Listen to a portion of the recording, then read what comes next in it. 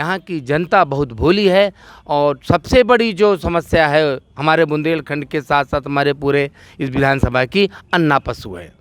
यहाँ के लोग सब इलाहाबाद, कानपुर, लखनऊ जाते हैं। यहाँ पर एक बेहतरीन शैक्षिक संस्थान होना चाहिए। हमारे पड़ोसी राज्य में है लेकिन हमारे उत्तर प्रदेश में नहीं है। नमस्कार, मैं हूं आरती भट्ट और आप देख रहे हैं all India progressive politics association यानी कि आईपा, वो मंच जहां हम बात करते हैं प्रगतिशील राजनीति की, उन मुद्दों की जो जन सरोकार से जुड़े हैं, वो मुद्दे जो देश में प्रगति की बात करेंगे। और आज इन्हीं मुद्दों पर बात करने के लिए हमारे साथ मौजूद है चित्रकूट सदस्य बसपा प्रत्याशी पुष्पेंद्र सिंह जी। स्वागत है सर आपका।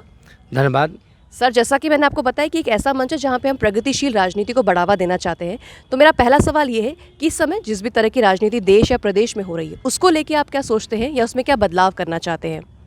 देखिए, देश में इस समय जो एक तरह से छद्म राष्ट्रवाद, जो छोटे से छोटे और बड़े से बड़े चुनाव के लिए जो लोग यूज करते हैं, वो पूरी तरह से गलत है।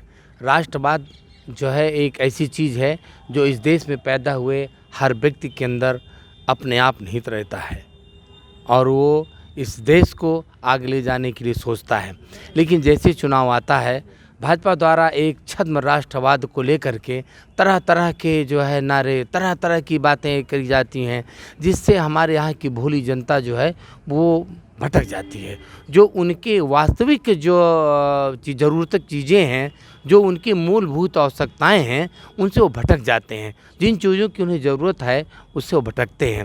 रोड की बात नहीं करते, फिर भ्रष्टाचार की बात नहीं करते, फिर महंगाई की बात नहीं करते। इस तरह से वो सिर्फ भटकाते हैं। उनका एजेंडा एन के प्रकार चुनाव जीतना रहता है, जो कि ये देश के लिए बहुत घातक है। तो सर, मैं अगर जैसे आपने मुद्दों की बात की तो मैं पूछना चाहूँगी कि जो आपने सही बात कही कि जब भी चुनाव करीब आते हैं तो क्या होता है कि स्थानीय मुद्दे कहीं ना कहीं दूर हो जाते हैं।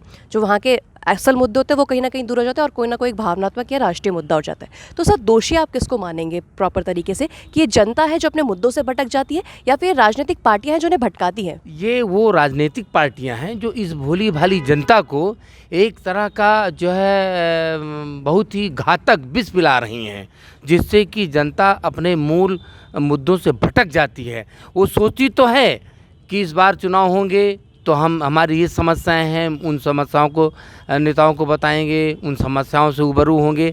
लेकिन जैसे चुनाव आता है, हमारे जो यहाँ हमारे जो नेता हैं, वो नेता यहाँ भटकाते हैं और मुद्दों से भटकाने का काम करते हैं।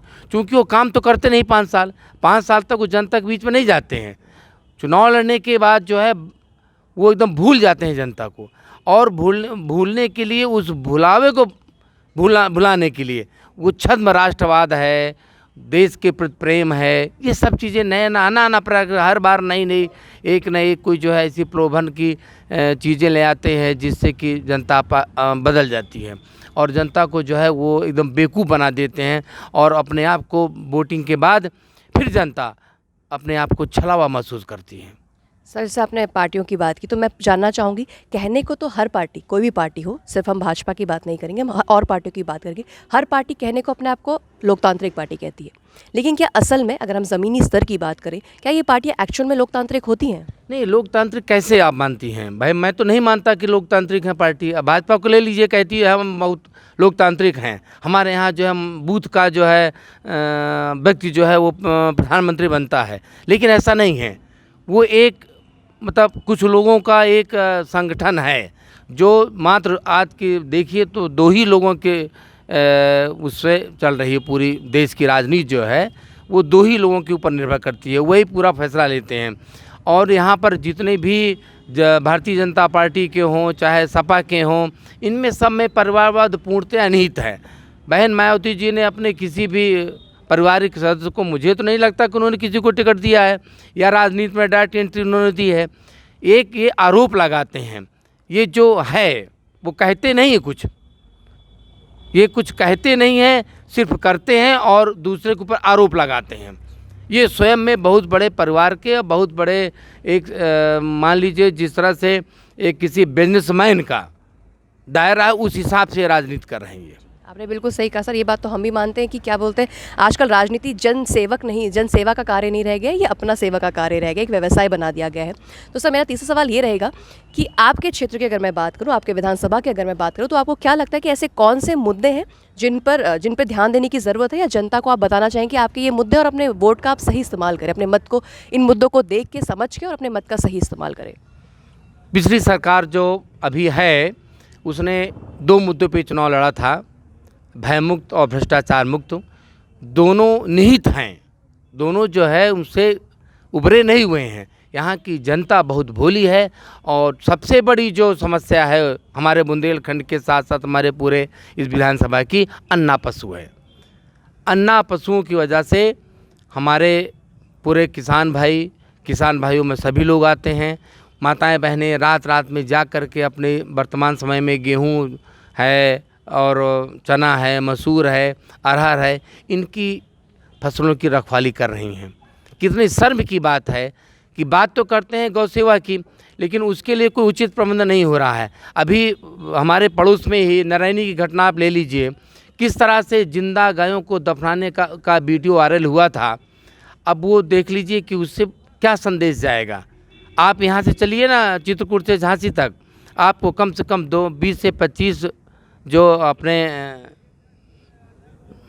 ये हैं गायें हैं और गौवंश है, ये मरे हुए आपको मिलेंगे। इससे इतना बड़ा अधिक जो है वो जा रहा है, जनता में रोष है कि कुछ भी नहीं हो रहा है। गौशालाएं खोली गई, गौशालाओं का जो उस तरह से एक मैनेजमेंट होना चाहिए, गायों को चारा मिलना चाहिए, उनके जीवन यापन के लिए होना चाहिए, वो नहीं हो रहा है। सर अगर मैं और मुद्दों की बात करूँ, आपने अन्ना पशु एक बताया कि एक बहुत अहम मुद्दा है यहाँ का, चित्रकूट सदर का, और कौन से ऐसे मुद्दे हैं जिनको आप मतलब बताना चाहेंगे जनता को? चित्रकूट हमारा धार्मिक क्षेत्र है, यहाँ पर काफ़ी भीड़ होती है। हमारे यहाँ ज़िले में हर अमावस्या को एक मेला लगता है चित्रकूट में, कामतगिरी की परिक्रमा लोग करने आते हैं, पूरे प्रदेश से आते हैं, जिले और हमारे पड़ोसी राज्यों से भी आते हैं। तो उनमें कम से कम औसतन आप मान के चलिए कि हमारे ज़िले में कम से कम 1 लाख पर महीने भीड़ होती है। यहाँ की जो स्वास्थ्य व्यवस्था है वो बहुत ही खराब है। यहाँ पर स्वास्थ्य सेवाएं एकदम शून्य हैं। आप जाइए, कोई भी घटना है घटित होती है, मरीज ले जाते हैं, उनको तुरंत रिफ़र किया जाता है। ये मात्र रिफ़र करने का एक सेंटर बन गया है जनपद चित्रकूट का डिस्ट्रिक्ट हॉस्पिटल। यहाँ पर किसी तरह की कोई सुविधाएं नहीं हैं, जबकि यहाँ पर एक ऐसी सुविधा होनी चाहिए हॉस्पिटल की कि यहाँ से जाने के बाद बड़े बड़े हॉस्पिटलों में जाएं तो अच्छा लगता है, लेकिन तुरंत जो है डॉक्टर यहाँ पर रिफ़र कर देते हैं। यहाँ की स्वास्थ्य सेवाएँ बिल्कुल ख़राब हैं। शिक्षा के क्षेत्र में आप ले लीजिए, सिर्फ बिजनेस बन गया है। वर्तमान जो जनप्रतिनिधि यहाँ के हैं वो इस तरह से काम किए हैं कि उनके जनप्रतिनिधि जो है उनका काफ़ी जो है धन का आय का स्रोत बढ़ गया, किसान का स्रोत नहीं बढ़ा, यहाँ की जनता का स्रोत नहीं बढ़ा, उनका स्रोत बढ़ गया है। सर आपने जैसे किसानों की बात की, मैं बात करना चाहूँगी युवाओं की। अगर मैं आपके क्षेत्र की युवाओं की बात करूँ तो उनके लिए उनकी क्या समस्याएं आप देखते हैं, या उनको किस तरह से आप हल करना चाहेंगे आगे चल के? युवाओं की सबसे बड़ी समस्या है यहाँ पर किसी भी तरह की उच्च शिक्षा का कोई प्रबंध नहीं है। यहाँ के लोग सब इलाहाबाद, कानपुर, लखनऊ जाते हैं। यहाँ पर एक बेहतरीन शैक्षिक संस्थान होना चाहिए। हमारे पड़ोसी राज्य में है लेकिन हमारे उत्तर प्रदेश में नहीं है। एक बहुत बेहतरीन जो है शिक्षा का एक केंद्र होना चाहिए यहाँ पर, क्योंकि विश्व स्तर पर चित्रकूट की एक ख्याति है। उस ख्याति को ध्यान में रखते हुए बहुत बृहत एक विश्वविद्यालय की आवश्यकता है यहाँ पर। सर अगर मैं महिलाओं के लिए बात करूं या बालिकाओं के लिए बात करूं तो उनके लिए आपको क्या लगता है कि उनकी क्या ज़रूरत है, और आप उनके लिए क्या मतलब प्रोवाइड करेंगे आगे चल के? अगर आपको वो चुनते हैं तो उनके लिए आप क्या कदम उठाएंगे? जब बच्चों के लिए किसी तरह की सुविधाएं नहीं हैं तो बेटियों के लिए, बहनों के लिए कहाँ से होंगी? ये बहुत ही दुखद है। यहाँ के जनप्रतिनिधि आज तक अपना विद्यालय बनाते रहे, और यहाँ पर एक तुलसीदास डिग्री कॉलेज है, राजकीय है, वो अपनी उसकी वहाँ की व्यवस्था पूरी तरह से चरमराई हुई रहती है। आज से 10 साल पहले सीटों की बात आई थी, किसी तरह से सीटें बढ़ी थीं, फिर वहीं की वहीं रह गई। सर, और कोई मुद्दे जो आप लोग हमारी जनता से बताना चाहेंगे कि किन मुद्दों पे आप काम करना चाहेंगे या जनता को इतना जागरूक करना चाहेंगे कि वो इन मुद्दों को देखें और अपने मत का सही इस्तेमाल करें? जनता आप विकास देख चुकी है, पूरे जनप्रतिनिधि आज तक जो भी रहे हैं उन्होंने किस तरह से विकास किया है, किस तरह से छलावा किया है। आज आप खुद चल के आई हैं राजापुर क्षेत्र से, सड़कें बनती हैं मात्र 15 दिन के अंदर, उन सड़कों का क्या दुर्दशा होती है। ऐसा लगता है कि ये सड़कें 5 साल 6 साल पहले बनी थी और वो 15 दिन में ही उखड़ जाती हैं। बताइए कितना सरकारी धन का दुरुपयोग हो रहा है। मात्र चुनाव को देख करके हर जगह पट्टिकाएँ लगाई जा रही हैं। 5 साल तक कोई सरकार काम नहीं करती और इसके बाद जब चुनाव आते हैं पट्टिका लगा दी जाती है कि अब आप हमें वोट दीजिए, अब हम अगली बार करेंगे। तो छलने का काम कर रहे हैं। एक तरह से पूरी तरह इस यहाँ की विधानसभा के जो हमारे वासी हैं उनके साथ आज लगातार 65 सालों से छलावा हो रहा है। सर, क्योंकि किसान मतलब पूरा किसानों का एरिया है ये पूरा का पूरा, तो उनके लिए आप क्या क्या कदम उठाएंगे आगे चल के? किसानों की आय दुगनी करने की बात होती है लेकिन उनकी आय दुगनी नहीं होती। गेहूं खरीद केंद्र पिछली बार गर्मी में आप देख लीजिए कुछ नहीं हुआ।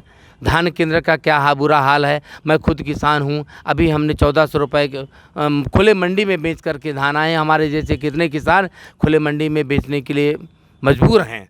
मात्र ये घोषणा कर देने से कि हम किसानों की आय दुगनी करेंगे, यूरिया के लिए लोग लाइन लगाए रहे, डीएपी के लिए लोग लाइन लगाए रहे। कैसा विकास है, कैसी सरकार की भावनाएं थी। कहने मात्र से कुछ नहीं होता है, करना चाहिए। किसानों के लिए किसी भी तरह की जनपद चित्रकूट में कोई सुविधा नहीं है। न तो समय पे खाद मिलती है, न समय पे बीज मिलता है और न ही समय पे पानी मिलता है। यहाँ पर जो भी सिंचाई के साधन है वो सब पुराने हैं और उनका कोई नवीनीकरण किया ही नहीं गया है। अगर किया गया है तो उसमें घोटाला कर दिया गया है। चिल्ली राकेश पंप कैनाल है, आज भी वैसे को वैसा पड़ा हुआ है। वहाँ नहर है, उसकी सफाई ठीक से नहीं होती है। क्या कहेंगे इससे किसान हमारा परेशान है। तो सर, जैसे मैं आपके क्षेत्र में घूमी तो मुझे बहुत से लोग मिले जिन्होंने एक बात कही। उन्होंने कहा कि यहाँ पर आज तक जितने भी राजनेता हुए हैं उन्होंने अपना विकास किया और अपनों का विकास किया।